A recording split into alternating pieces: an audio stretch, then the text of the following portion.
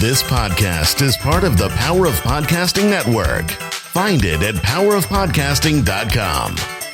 Today on episode number 664 of the School of Podcasting, it's one of the best books on podcasting I've read in a long time. It's called Big Podcast, Grow Your Podcast Audience, Build Listener Loyalty, and Get Everybody Talking About Your Show. And today we've got the author, David Hooper. Hit it, ladies! The School of Podcasting with Dave Jackson. Podcasting since 2005. I'm your award-winning Hall of Fame podcast coach, Dave Jackson, thanking you so very much for tuning in. This is where I help you massage your message. I help you tackle that technology, face your fears, and flatten that learning curve and get you going in the right direction when you start your podcast. My website is schoolofpodcasting.com. Use the coupon code LISTENER when you sign up for either a monthly or a yearly subscription, or if you want, buy the courses a la carte. In just a few minutes, you're going to hear me talk to David Hooper. He's got a background in radio. And speaking of radio, I'm actually recording 2 episodes today because next weekend, I'm going to be at the NAB show. And if you have a passion for podcasting, you should attend the NAB show April 8th through the 11th, 2019 to meet, collaborate, and strategize with the world's most renowned storytellers. Learn how to grow audiences and revenue, create captivating content, and meet with those who can take your vision to new heights. Register today at nabshow.com with the coupon code VEGAS for a free exhibit pass. Your story will never be the same. And thank you, NAB Show, for sponsoring the School of Podcasting. But I will actually be there at the Libsyn booth. If you want to stop by and say howdy, I would be glad to meet you.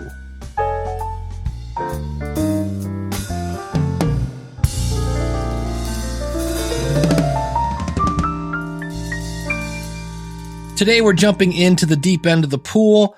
I spoke with David Hooper for about an hour and a half, and I've edited it down quite a bit. And with that, I'm just going to say, here's a guy with a great marketing background. He's worked in the entertainment business. He's had a radio show. It's called Music Business Radio. He's had that. One of my favorite shows, Red Podcast, and of course, Big Podcast. I'll have links to all this out at schoolofpodcasting.com/644. Here is my conversation with David Hooper. Well, the one thing I want to ask, because you have done so many interviews. Podcasters. Yeah, absolutely. That would be, what is a stamp? I was sitting there thinking, what is a stamp these days?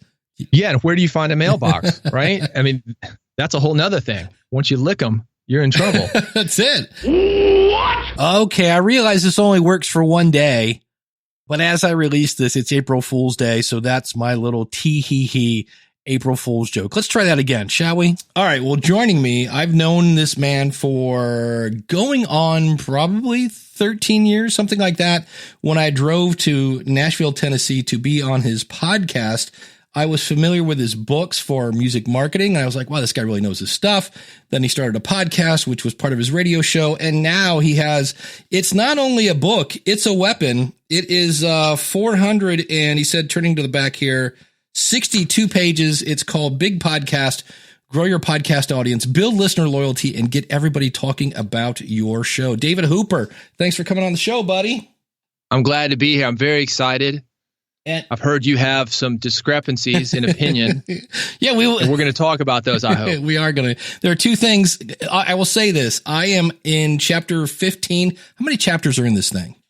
About 50. Yeah, it's because I know I'm on the Kindle, and it's like, I'm like just busting through the chapters, and it's like, you still have another hour and a half of reading to do. And I'm like, wow, okay.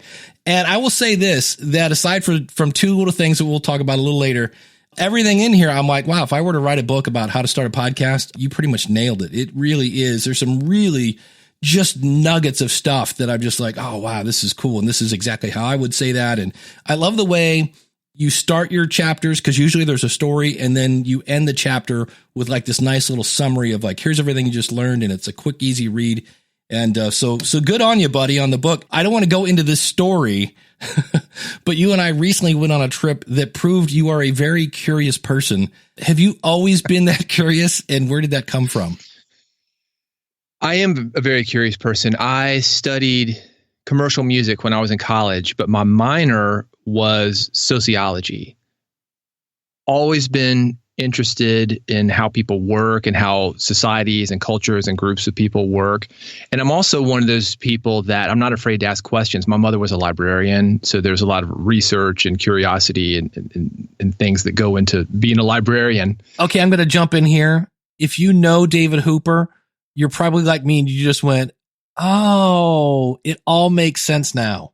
And yeah, I just was encouraged to ask questions when I was younger and at schools that encourage that. So I continue to do it because if something is working for someone or not working for someone, I want to know about it. And that can help me in my life, but also just because I think people are interesting. I think there's so much more depth than we realize when we just run into people on the street, but you've got to allow them to come out with it. They're not going to necessarily just tell you that.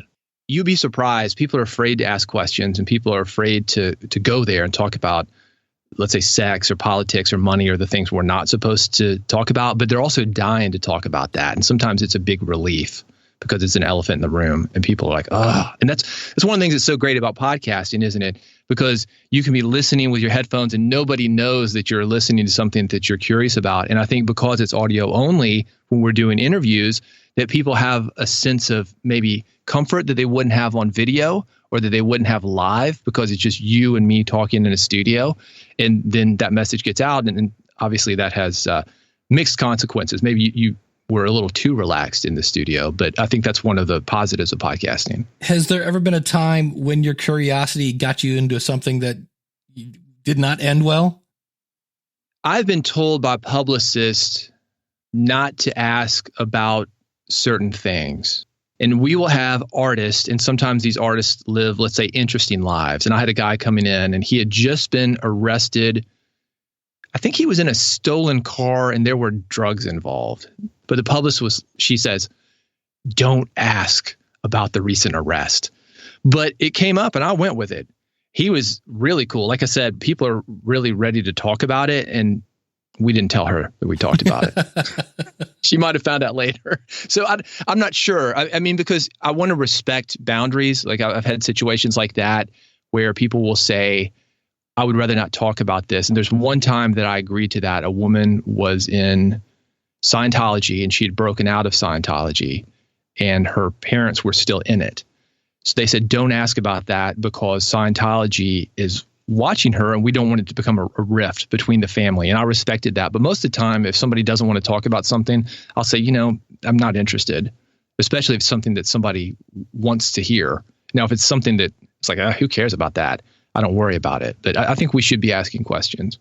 I know one of the cool things about being in Nashville, you have tons of people on tour, probably blowing through the city. Do you get to pick who comes on your show? Or is that just something where it's like, hey, so-and-so's in town, his agent said this, and because of the radio, maybe politics involved. Do you get to say who comes on your show, or do you just have to interview somebody because they're the hot hand and they're in Nashville? Both, I would say, because sometimes like there's a bigger deal, like maybe, you're playing chess, you're thinking if we get this guy in, he's on this label, we can get his label mate that we really want. So I think that sometimes that happens, but most of the time we have autonomy. And sometimes I'm going to bring people in because like I had an artist in just a couple of days ago and she came in attached to a producer and the producer's a friend. He'd been on a couple times. So I'm like, yeah, we'll take a chance on that. So that was a relationship thing, much like any podcaster would have. I think that if there was something that I felt really strongly about, any of us on the team from Music Business Radio said, no, we don't want to help push that agenda, we would say no. And I would respect what the producer said or respected maybe like our engineer is a female engineer. Like if she felt uncomfortable, if she's like, I don't want to be near that guy, maybe we'll find a different engineer, maybe we won't, but I'm going to certainly listen to her. Now, if somebody's bringing in, like you said, it's like a producer bringing in talent. So the talent's going to be involved in the interview. How do you go about making somebody who may not be that interesting? Like what's your prep for that? It's funny you mentioned that, because this particular situation that I was in a couple of days ago, I had a producer with 30 years of not only experience, but 30 years of hits. He'd worked with Whitney Houston, had worked with Ronnie Millsap, and he brought in a 19-year-old girl, and she's great, but she's 2 singles into her career, and they release singles now. They didn't release full albums, and she's going to release an EP very shortly, but she's still working on that. That's how new she is. So balancing that is difficult, because you've got 30 years of stories from this one guy, and he's more my age, so I can connect with him in a different way. And then you've got a young girl. She's 19 years old, young woman. And it's like, where do you go? So I think that's the adventure of podcasting, or the adventure of broadcasting, trying to wrangle everything. You want to do a beginning and a middle and an end, and it all fits together in a linear fabric, and it makes sense, and it's perfect in every way. But it's sometimes not that way. Sometimes we have to stop between breaks when we're supposed to be rolling commercials, because we do what we call live to tape. It's not live, but we do have breaks, and we have to ask the producer, like, where do you want to go? So it's not quite as smooth as maybe it would seem to the outside world. And I don't know if you've ever had that experience, Dave, but it's funny. People come up to me and they say, "Oh man, you're so good on the air. You're so smooth. How are you that smooth?" And the answer is, I've got a woman who edits me. That's it. Stephanie.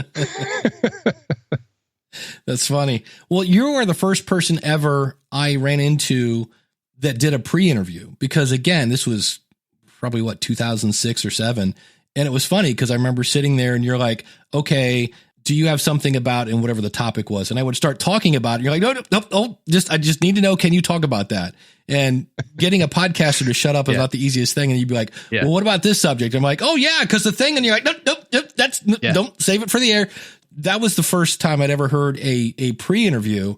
And that is something now, it's kind of funny. I'm hearing more and more people like, that's almost like a new thing. Like, we should do a pre-interview before we actually have somebody come on. Is that something you would recommend for, like, what are the different ways you can do a pre-interview, I guess?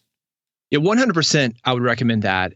And I think it's worth noting that my podcast was an offshoot of the radio show. We were doing the radio show, and I'd seen your podcast called Musicians Cooler. And since my show was about the music business, I was like, we could release this as a podcast.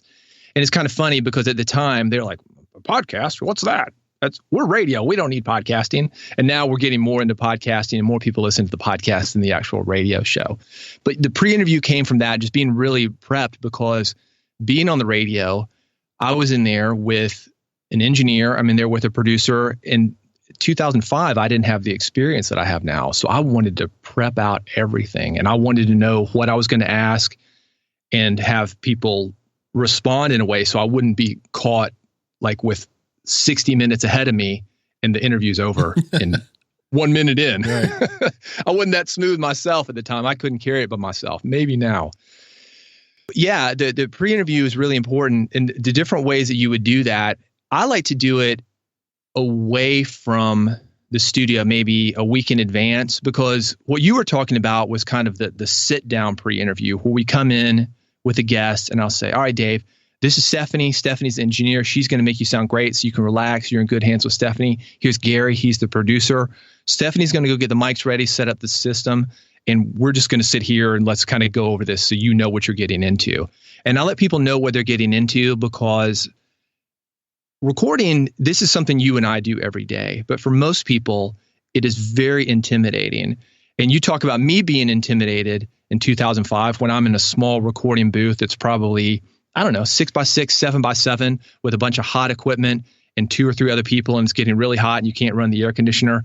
It's like super intimidating to them because I'm the guy that has the authority. I'm asking the questions. They don't know where it's going to go. So I try to let them know what's going to happen so they can relax, give me good answers, and not worry about making mistakes. One of the things that I do, speaking of that, is I make mistakes on purpose at the very, very beginning. I'll flub a name, do something, blah, blah, blah, blah, blah. And sometimes it's not on purpose because I still make a lot of mistakes. But I'll always say, okay, so I've proven that I make mistakes. Don't you worry about making mistakes, because Stephanie is going to make us sound perfect when this thing gets out. So that's kind of the pre-interview right before the show. But what I was doing with you by like not telling you to say the whole story right away is because I want it to be fresh on tape. And I don't want you to say, like I just said, blah, blah, blah, because that's right. The audience isn't experiencing that with me. So the way that I can do that, if I've had a chance to connect with people ahead of time, is we do that pre-interview beforehand. So that's actually the second type of pre-interview. And I will either do that with the person I'm interviewing themselves. And sometimes if it's an artist that I can't get to, I'll ask a manager, I'll ask a wife, I'll ask whoever's working with these people. And I will say, what's something about this guy that he never gets asked? And what do I need to know? Or tell me a story. And they'll kind of give me, not really the dirt, but they'll give me a different perspective. And they'll give me some stuff that makes the person seem more interesting than they might have seemed without those little hints. So that would be the second type. Either, I guess that's the third type. Either there's a pre-interview a week before the show with either the guests themselves or the handlers, we'll call them. I asked the School of Podcasting members in Facebook, I said, hey, David Hooper's coming on the show. What should I ask him? So Felicia wants to know, how did you book interviews when you were just starting out? The issue that I faced when I was a very new host, brand new host, is that, as we've already talked about a little bit, I was intimidated because I was getting in there with a radio producer who was a pro. I was getting in there. My engineer at the time was the midday guy, was a super pro, and I'm stuttering and stammering and blah, blah, blah. I don't know if I'm going to be able to get through an hour. So what I did, because I'd been in music marketing at that point, I'd had the business going for 10 years already. I called my buddies. You were one of them. You were one of the first guests that we had. And I called people that I knew were going to give me a break. And they would be good, but they weren't going to be super intimidating to me because we had already had a previous relationship. So that can be one of the things that you do. Just find people that are understanding of you as a new guest or a new host, rather, and get that ball rolling. Then you can feel more comfortable and work your way up to other people. But I still remember the probably about the 13th or 14th guest, I'd run out of buddies to call or run out of people that we had booked, and getting like the real guest in there. I was like, oh, now it's serious. And then I got more comfortable as it went because, again, like we were talking about, when people are coming in and they're not doing this all the time, they're probably more intimidated than you are. It's kind of like running into an animal in the jungle. Yeah. They're as scared of you as you are of them. To me, the hardest part of an interview is the fact that you have to figure out what the next question is.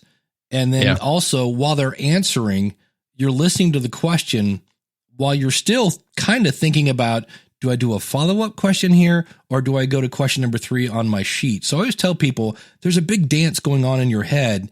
How do you handle that dance in your head when you're doing an interview? I try to have what I call a hook.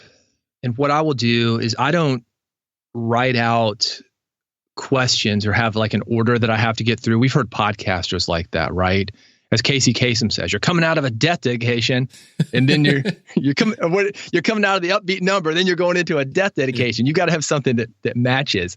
And I have made those mistakes, by the way. If you want to talk about mistakes, this guy was talking about his dead mother or something like that, and I went into something completely off the wall because I was in my head, and my producer stopped me. He's like, "Man, what are you doing? Yeah.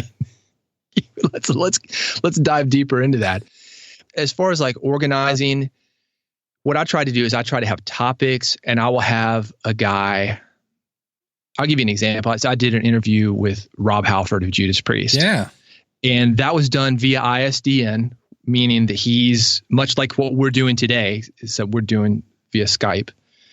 He's in London or wherever he is, and they're calling in through some kind of fancy schmancy phone line. And I've got 15 minutes with him maybe, because on minute 16, they're going to cut me off and he's going to go to the next guy. It's automatic. And I said, all right, I've got just a little bit of time. What am I going to ask him? I've got to get the new stuff in, and I want to talk about the old stuff, the Judas Priest stuff, because that is what the fans like, but he wants to talk about his Christmas album. He had done a Christmas album, if you can believe that. So we talked about that. Right. And I was like, this is not your mother's Christmas album. Right. He's like, oh, no. So he was very cool with it. But what I tried to do is I tried to have a linear thread that was going to connect me, and then kind of work off that and said, does this go back to that thread? And that thread was his longevity. He had been, I think at the time there was a 25th anniversary of one of their albums, maybe Defenders of the Faith or something. And I said, all right, well, let's talk about your longevity, because you're still going hard and you're still rocking as badassly as as you ever have been. So let's talk about that, and then we can get into the new stuff, and that's how it all fits in. So that's basically how I do. And if there's something interesting that somebody says, you kind of do this. I love it how you do it after the fact. Sometimes when you'll jump in on interviews that have already happened, right, and make comments or jump in on maybe recordings that people have called in about. That's the time for you to jump in too. Don't worry about the next question so much, but keep it written down, knowing that you can get back to that. That's what I realized, is that there was really no rush. We've got, in my experience with Music Business Radio, about 54 minutes, 60 minutes, 54 plus 6 minutes of commercial. So we've got time. And if we go too long, or if it gets messed up, we'll just fix it in the mix. It's not live radio, and neither is podcasting for the most part. And one of the things you talk about in the book, and again, the book is called Big Podcast. It's got an awesome big cover on it. You can find it over at bigpodcast.com and at amazon.com. Is you mentioned that, like, there's only one way to get better at podcasting, and that's to hit record on the microphone or practice even getting the words out of your mouth. There is one thing, though, that I was like, not sure about that one. Okay, so now we're going to get real. Yeah, we're going to get real. This is the part I've been waiting for. Perfect. Is you say, I think it's before you launch. Is it 20 episodes, 50? It's some insane number of episodes that you want people to record before they launch. I want to say it was 20. It's 25. 25. All right. I saw this coming, Dave, because I put this up on the blog before, and I've given this advice for a while before the book. And people are like, what? Yeah. That'll take me half a year because I do one episode a week. I think that's when you start to get comfortable, is about 25 episodes in. Even if you are an experienced podcaster, when you're starting a new podcast, it takes a while to get comfortable with it. It takes a while to work the kinks out. It takes a while to know what segments are going to work, what topics are going to work. How do you know if they're working if they're not released, though? Here's the thing. I've got a bunch of rules, if you want to call it that, in the book. They're basically, as you would say, they are best practices for me. They are suggestions. And that's one, I think, the great things about podcasting is that in one way, there are no rules, but there are best practices, and there are things that have worked, and there are things that I suggest. So you can break them. And I don't think, as you would say, nobody's going to punch you in the face. But one of the reasons for 25 is not only just to find your voice. It is because that when somebody finds your podcast for the first time, that what they are doing, and you can tell me if you agree with this too. So I find a new podcast, Dave Jackson did it, and it's on a topic in general that I'm really interested in. And I'm going to go to iTunes or Apple Podcasts or wherever you get your podcasts, and I'm going to look at the episodes that you have. And if you've got 2 or 3, there are going to be 2 or 3 that are going to get my attention. Maybe. But if you've got 25 and it's something that I'm already interested in, I'm not going to download all of them. A lot of people confuse my 25 episode launch saying that, oh, you're just hoping to get 25 episodes and game the charts. No, that is not it. But what it is I'm looking at those 25 episodes, and Dave Jackson's talking about interviewing. Ooh, I like that one. I'm going to get that one. He's talking about microphone shootouts. Oh, I want to get that because I'm thinking about getting a new microphone. You're talking about intros. You're talking about how to use music. You're talking about how to do Skype versus Squadcast. What I'm trying to do with that is get people to download as many episodes as I can, use them, listen to them, become excited about them, excited about the new podcast, become excited about me, get to know me, and become part of their lives. Then at that point, you've got a chance of them becoming a long-term subscriber, more so than if you had 1, 2, or 3 episodes. So there are a couple of things going on. One is you getting comfortable, and the other is just giving people a lot of information to choose from that hopefully would get them to be excited about you. Got it. See, I see that point completely. Here's my biggest worry, though. Is you started off, you have this great intro, you got a tease, all this stuff. I mean, you go over every part of an episode, and there's great advice on how to start off your show and how to create a great tease and intro and how long it should be. And do you use a voiceover guy or not? And then you decide every show I'm going to start off with a lightning round. And we have this thing. It's like, geez, lightning round, lightning round. And everybody's like, dude, I hate the lightning round. And you're like, oh man, I got 24 other episodes with the lightning round. That's my biggest worry. Well, that could be an issue. I think there's something to be said about asking people for their opinion before you release, like a test launch. So technically, I started podcasting in 2005, which was us working on the radio show. I'm in there working every week. I'm there. First episode, though, of the podcast and the radio show didn't launch till 2006. And that was us getting in there because, of course, in radio, you've got to have consultants. You've got to get your skill set down. And you've got to kind of figure out what the imaging is going to be because we didn't know any of that. And this is the good and bad about podcasting is you and I can record something. We could put it up tonight and it's quick. And I think that we get used to having no filters, where I think filters can actually make for a better product. When you've got to work for it a little bit more, you appreciate it more, and you're going to think about it. It's almost like people who send out spam emails. They would not send those spam emails if they had to print it on paper, put a stamp on it, and mail it because it costs them more money and it takes more resources. Podcasting is becoming so easy now, and that's another reason that I put that in there.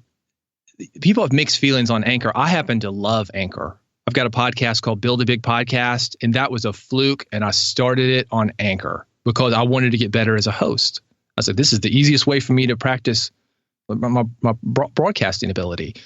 But the thing is that because it's so easy, it's like for whatever reason, we feel like we need to pick it up. Oh, let's make an episode right now. Let's make an episode right now. And there's no, I guess, quality score or no filter. Well, and like, you had 300 episodes in a day. Yeah. Well, one of the things I really like, you sum up really the whole book. I don't say the whole book because the book really does cover everything. But you have a great line in here. It says, for you to be a great podcaster, you need to have 4 things. You need to be able to listen. There's listening, there's speaking, there's planning, which is what you were just talking about. When you just pick up the phone and hit record, there's no planning there. And then adjusting. And to me, when I heard that, I was just like, oh, that's so, because to me, we already talked about listening during your interview. And then speaking is one of those things that just takes practice. I know you keep talking about how you flub your words a lot. I've been in a room with you recording, and what's interesting is what you think are flubs, I think are completely normal. You listen through the ears. Well, I guess we all do. We listen through the ears of a podcaster because I'll hear you say something like, oh, hold on, I'm going to do that again. I'm like, do what again? I didn't hear you flub. So it's always interesting, but I thought that was cool. It's listening, speaking, planning, and adjusting. Do you think most podcasters are up for the adjusting part? Oh, man, that is such a great question because you see a lot of podcasters that they just want to be heard and they don't listen. Maybe it's not even the adjusting. They're not even listening. They just want to blah, blah, blah, blah, blah, get their information out there. They don't care. Hell or high water, by God, they're going to get that message out there. And you see that with people that you interview. You've had people that they will come on your show and they have an agenda and they do not listen to the question. They hijack it like a politician. So I think it can be worked on, but I think you have to know. And that's another reason for doing 25 episodes is like, you don't know what you don't know. I think if you and I were to go back to 2005 and listen to the first episodes that we did. Oh, exactly. But you didn't know it back then, right? You're like, this is great. Yeah.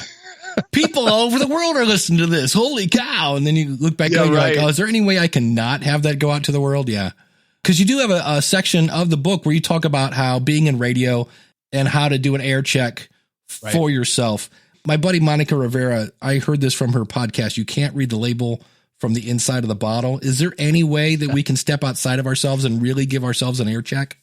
Yeah, you can. You can go through certain things like, am I talking over guest? Did I make the point that I thought I was going to make? You can review. Am I speaking too fast? Am I speaking in a way that would make people talk afterwards? That's a big one for air checks. You want somebody, like if you think of the Serial podcast, this is a perfect example. The thing I love about Serial podcasts is they would do an episode and then everybody's like, did he or didn't he? And there's Reddit groups, and that's a thing that can blow your podcast up like crazy. So that's something that you can add. Are you bringing in those things to your podcast?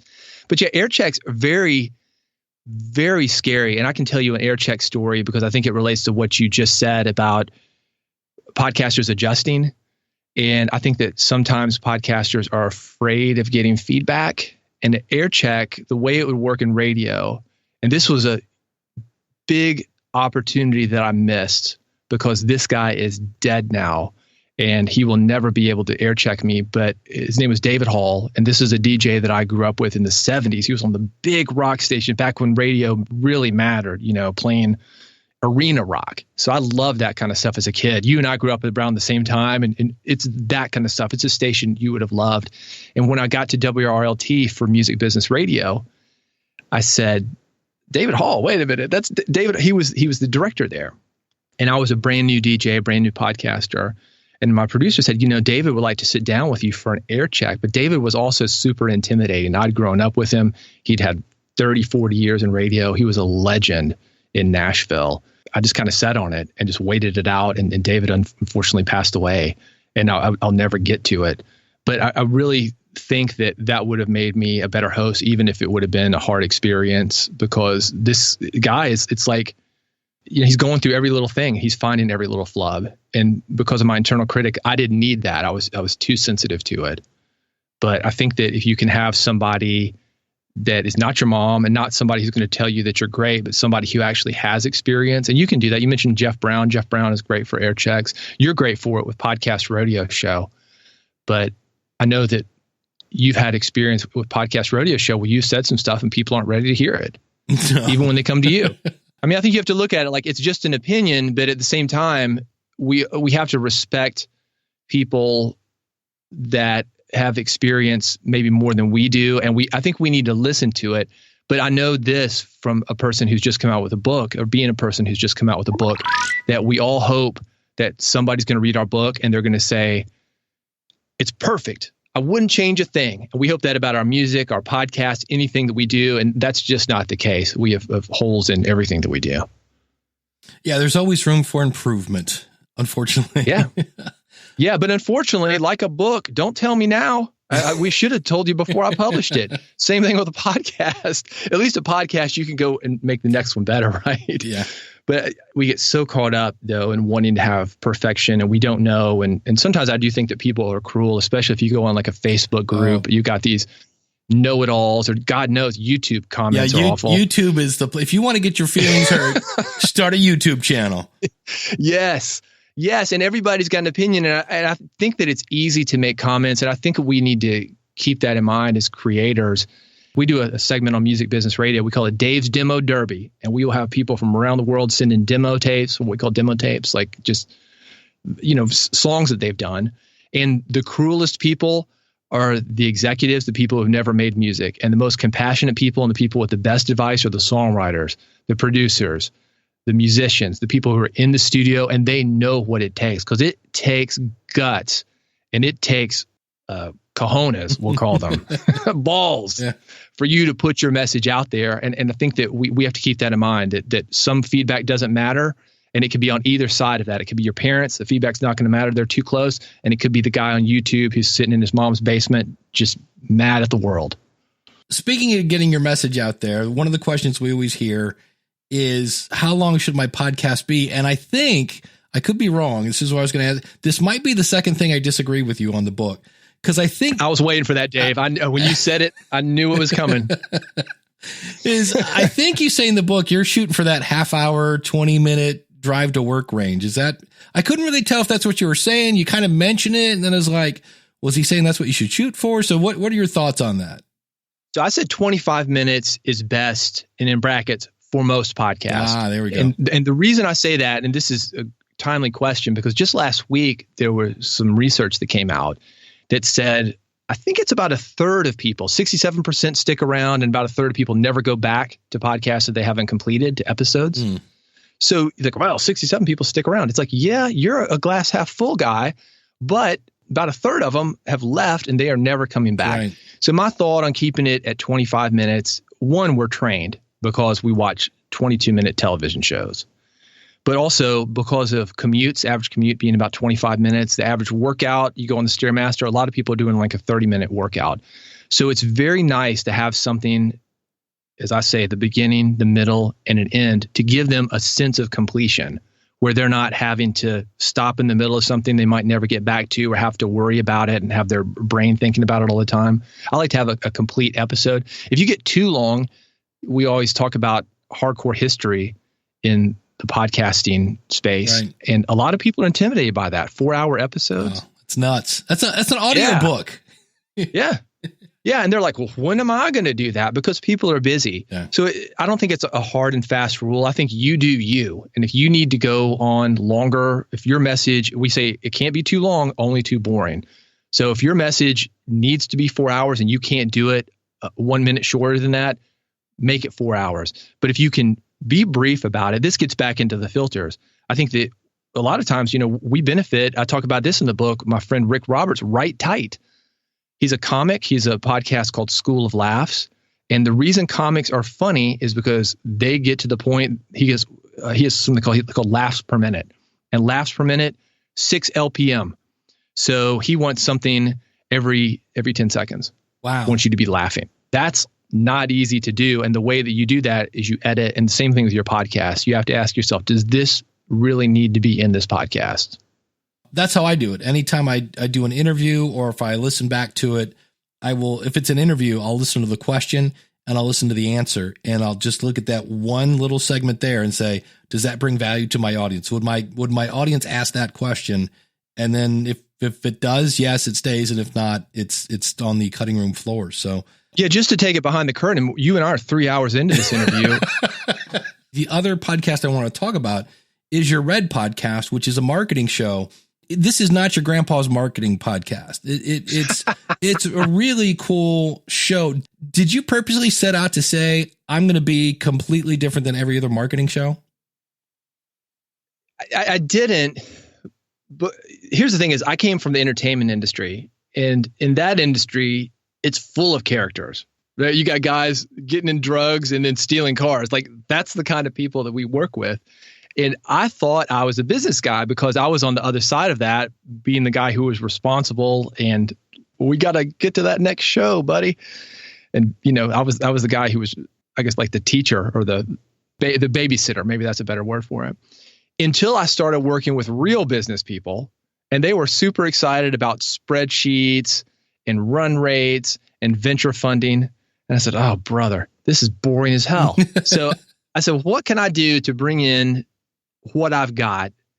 Because what I wanted to do, even with something like Build a Big Podcast and Big Podcast, it's like, Dave, you are the godfather when it comes to helping people with their podcasts. I'm not going to be able to replicate that. So what am I going to be able to do it in a different way? Because I wanted to focus more on podcasting. I believe in podcasting, as we talked about, as a way to connect with people. And it was the same way with the Red podcast. I was really interested in the story, which I think is a great lesson for podcasters. It's the stories that make things interesting. It's the people behind the stories. That's why we get connected to things. And that's how we learn from something. If you look at the Bible's full of stories. That's how it gets passed around. We tell these stories, and that's how the lessons are learned. So I thought, well, what can I do to bring more of that? And sometimes I guess it's sort of sensational, like an escort, you would say.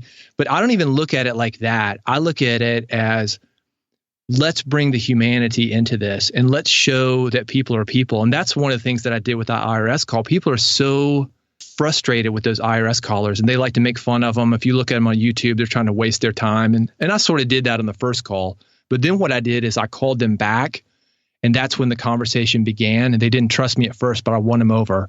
And I said, I'm going to show that these people are human. We're going to show the business lessons from it, but we're also going to show the humanity, because while you listen to me maybe for marketing, I also want to have a higher purpose of this podcast. And that's to bring people together, because I feel like, especially, God knows, in America, but you look at England right now and everything else, we're so divided with politics and belief. But I think that when we can communicate, we can, rid the world of some of that stuff and bring in better stuff. All right. This next question I ask about if he's ever received any flack about anything. So he talks about something that actually got him some flack. And so I now say, if you have any little ones in the car, now would be a good time to hit pause. Well, and you seem, in real life and on your podcast, one of the things, if somebody said, how would you describe David Hooper? One of the adjectives has to be non-judgmental. Again, do you ever get flack for that from people going, I can't believe you interviewed her, or I can't believe you did Ashley Madison jokes at your event? So, some people are going to get it and some people are not. So the answer is yes, I get flack. There's actually a segment in the book called The Dick, the Doll, and the Dork, which is like a 3-person radio show. The dick and the dork are the 2 guys, and the doll is the female. Right. And somebody thought it was sexist. And I mean, I'd like to spend time and say like, no, it's not sexist, and explain myself. You can't always do that, and it doesn't matter. Some people are going to read you the wrong way. I think you have to go into it with the best of intentions, but still do you. I don't want to. If I worried about it all the time, I would never say anything. Well, that's the thing I like about it is what you have in the book is what you live. You are you. It's like, look, this is me. I think you like to push the envelope a little bit every now and then just to see if people are awake. But that's you being you. And if you don't like it, well, there's only 660,000 other podcasts you can listen to that will have your return on investment and your marketing spreadsheets, and have fun, staying awake for those. So that's there's funny examples, everything from Christian swingers to black Republicans to born again people. I mean, that one's not necessarily funny, but that's the whole point. It's like, if you say you love Jesus, well, by God, man, say you love Jesus. Don't hold back because you think you're going to make somebody uncomfortable. But at the same time, it works on the other side of that scale. Is like, if you're gay, be gay. Don't try to soften it for people. Let's talk about Jeff Christy, because you bring him up in the book, and because sometimes people are like, I don't know if anybody would listen to me. And we were talking about air checks earlier, and you were saying how he was kind of getting bad air checks from people and saying, look, man, you're just not going to make it in the world. So tell us the story of Jeff Christy. So Jeff Christy was a top 40 radio DJ in the 70s. Like, I've got air checks of him at bigpodcast.com if you want to hear him. And you can hear him doing the Carefree Cash Quiz or something like that. And he's fumbling over the lines, and he's playing David Cassidy and maybe like Canned Heat. I think he's playing around that time. He's not very good. And he got canned from a station and canned from another station, and eventually left to go work in the baseball industry, but came back, changed his name, focused on a new format, which was really popping up in the late 70s and 80s, talk radio, and got good. And today, known as Rush Limbaugh, he is, I think he's probably the best talk radio host ever. Because every day gets on the radio for 3 hours, no guest. The guy, he can't hear. You know that, right? I didn't know that. Again, non-judgmental, but he was hooked on OxyContin all those years, and that'll mess up with your hearing. So he got to the point where they were having to put the callers that would call in, because sometimes he does the callers on a teleprompter, still on the air, still super smooth. And he's found his niche. He's super witty. I don't know how he did it, because I was on cold medicine. I went in the studio one time and my brain was a fog. So well, and you bring up, to go back to that previous point of you, you mention in here how there was another, I think, is it Hannity that you mentioned? Oh, yeah. How Rush Limbaugh, he speaks with such confidence that he just says this, ladies and gentlemen, we got to do, and he does this thing. And then you said there's some company that's out there, and they fact checked Rush Limbaugh, and he was only correct like 6% of the time, but you would never guess that. And then you comparing him to Sean Hannity, and explain why Rush Limbaugh, and for the record, neither one of us are probably going to, we're just talk about their style. This is not saying we're fans. This is not an endorsement. Yeah, not at all. We are talking about their style. Rush Limbaugh comes across as this super confident, stating the facts, blah, blah, blah. And then you tell us about Sean Hannity, because I've never actually listened to Sean Hannity. Well, Sean Hannity, one, if you listen to him, he tells his guests what to say. Nice. He's I think what you mean is this. You're talking about this. Isn't that why you did it? And his guests will say, yes, that's exactly why I did it, Sean. You're exactly right, Sean. And if I were to go on Sean Hannity, and sometimes I do this just actually as a training for me, right? Like media training, I will turn on Sean Hannity and I say, how would I handle an interview like this? And I just make up stuff just on the fly, like as if Sean Hannity were interviewing me. And what makes that difficult is because Sean will not let his guests get a word in. He will talk over people. He just blah, blah, blah, blah, blah. But he might as well be like Limbaugh and just have 3 hours on his own. But he yells. It's not factual. It's not even funny. Like, I think Limbaugh is actually funny and he brings personality into it and he's kind of snarky. Hannity's like a little bitty dog who's just like, yip, yip, yip, yip, yip, yip, yip, yip. And he is this was a vote. They took a survey among radio journalists and other broadcast journalists of the least trusted personality in media, and it was Sean Hannity for that exact reason. Limbaugh, on the other hand, you can fact check him all you want, but he does have trust, and unfortunately, Sean Hannity does too. But I feel like that's probably confirmation bias. When somebody tells you what you want to hear, and that's maybe another thing to talk about or consider if you don't want to talk about it, is that people, they listen to folks that they know, like, and trust. You have heard that. But they also listen to people that they agree with. And that's a lot of the reason that we listen to anybody. And I think this is important because we just want to know that we're okay. Well, you mentioned you do a little media training there. What other media training what other little exercises do you do when you're watching TV or things like that? Because that's interesting that you look at that and go, hey, what would I do if that was my guest? I will just tongue twisters and things. And like driving down the highway, somebody told me as an auctioneer one time that when you pass like a phone pole, that's when you need to change numbers. Give me one. Who's going to give me one? Got two. Who's going to give me three? Give me, you know what I mean? Just to get your mouth working. Just to get my mouth working, just to get me thinking, just having fun with it when I'm in the car or something like that. It's not necessarily media training, but it's mouth training because it's mouth training. And I've heard we talk about the throw up voice. We're like, hey, it's Dave and Dave here right now, Cleveland, Ohio. What's going on, everybody? Hey, yeah, traffic and weather on the 10s. I think like having fun with that when you're a beginner podcaster is great. Then dialing it back, because usually podcasters, it's too bad college radio doesn't exist anymore. But when you and I were growing up, when college radio existed, and you can maybe turn on your community radio station and hear this.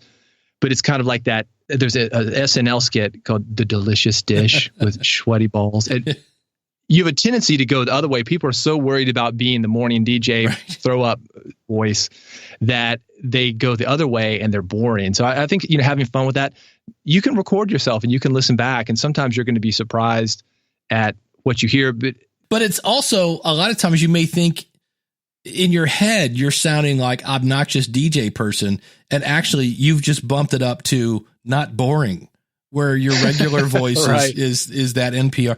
Okay, now we're going to talk about the book. It's called Big Podcast by David.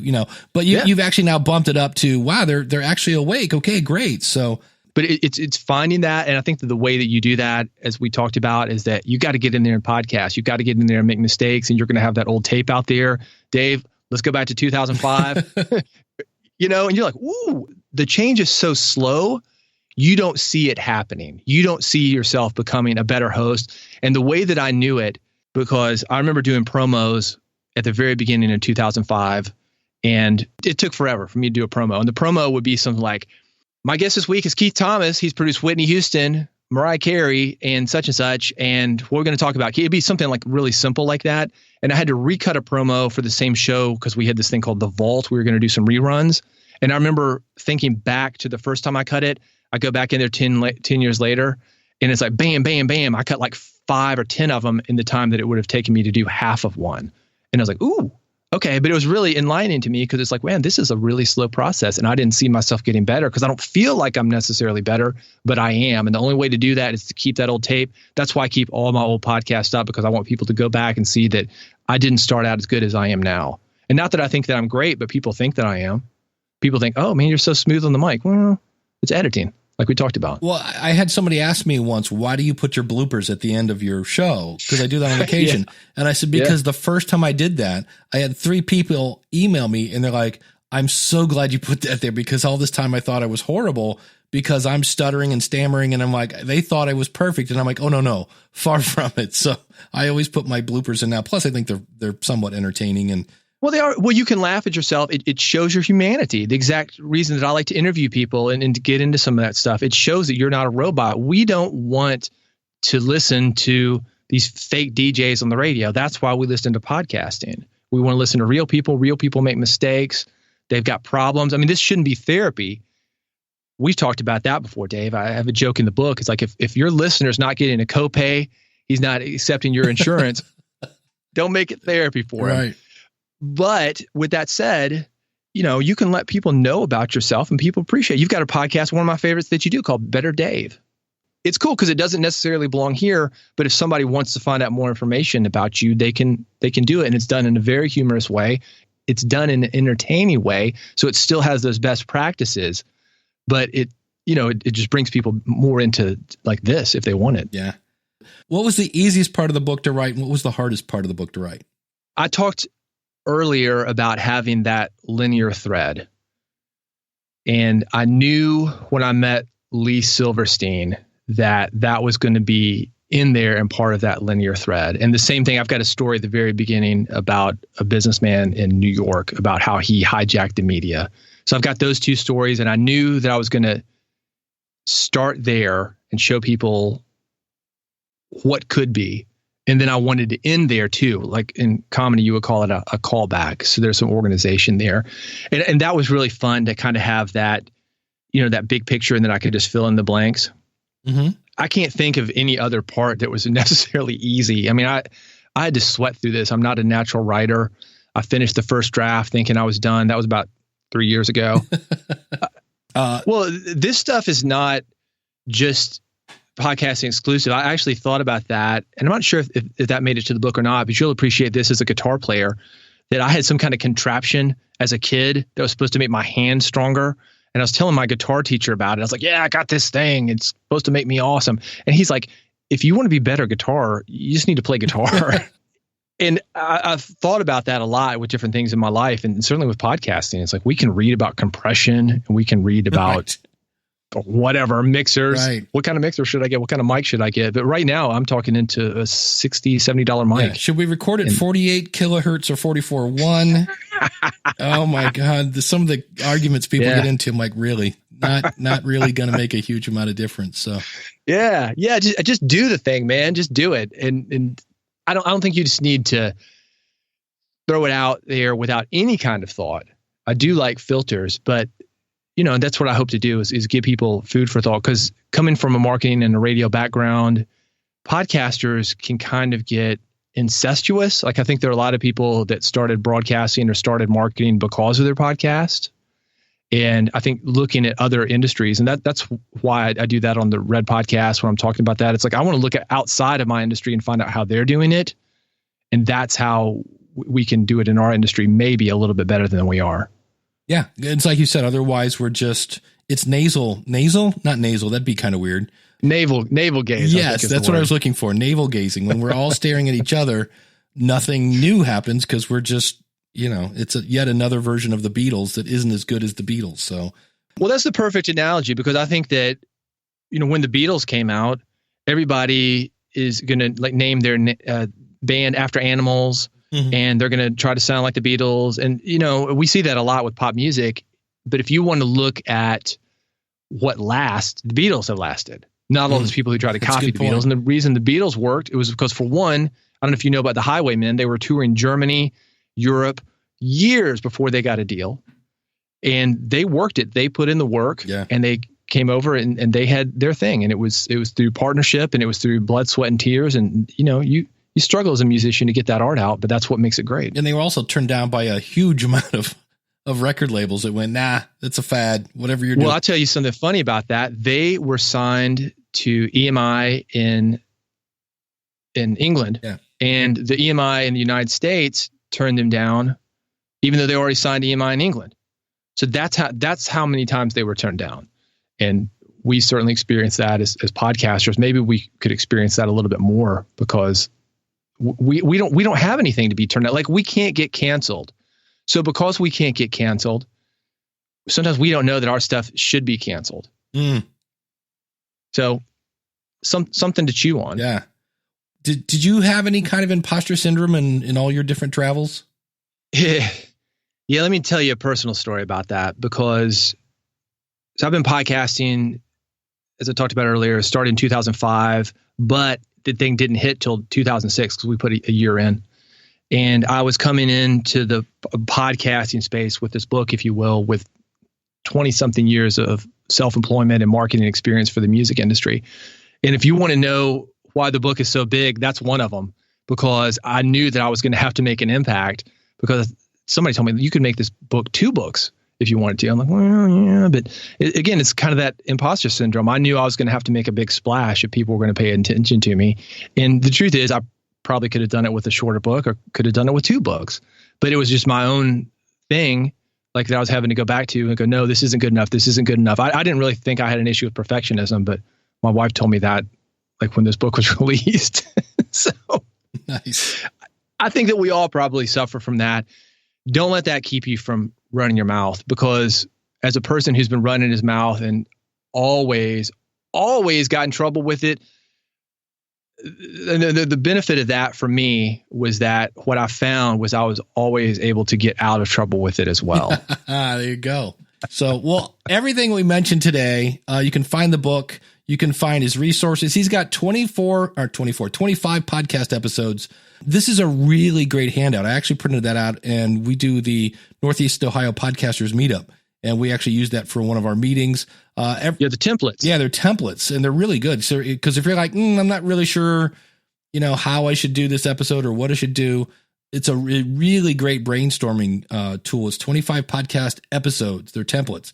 And along with the book and everything else he mentioned, just go out to bigpodcast.com. Mr. Hooper, thank you so much for the great conversation, my friend.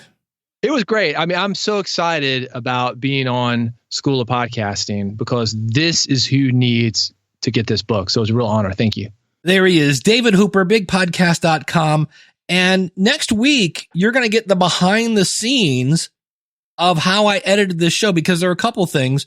There is a thing we talk about called the curse of knowledge. And this is where you and your guest know each other. And it's really easy to drop in stuff and you forget that your audience doesn't know what the heck you're talking about. And also, how do you decide what comes and what goes and what's good and things like that? People have asked me before about this, and I spent about 3 hours editing this podcast, mainly because we talked for an hour and a half. And it's not that there was a bunch of bad stuff in it. You will hear it next week. You heard some of it today, some of the stuff that I cut out. But I'm going to kind of give you my perception of how I edit and realize this is one of those like giant D here. And that is, it depends.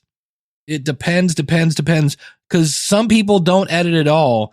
And I always like to point at Mount Rushmore. Mount Rushmore was a rock. At one point in time, Mount Rushmore was a big, giant rock. They applied some editing, and now you have this cool landmark. So that is what's coming next week. I will be at the NAB show next week, which is why as soon as I hit stop on this thing, I'm going to start working on that episode. And because I've learned a lot about editing, because let's take that back. I did some things in this interview that weren't great, and I want to share those with you so you can avoid the mistakes that I make, as well as some things on, you can say stuff in a much more succinct way. How do I say more with less? I think that's going to be next week's episode title. If you want to start a podcast, I would love to help you. schoolofpodcasting.com/start. Use the coupon code LISTENER. That's LISTENER. schoolofpodcasting.com/start. Can't wait to work with you. See you again next week. Until then, class is dismissed.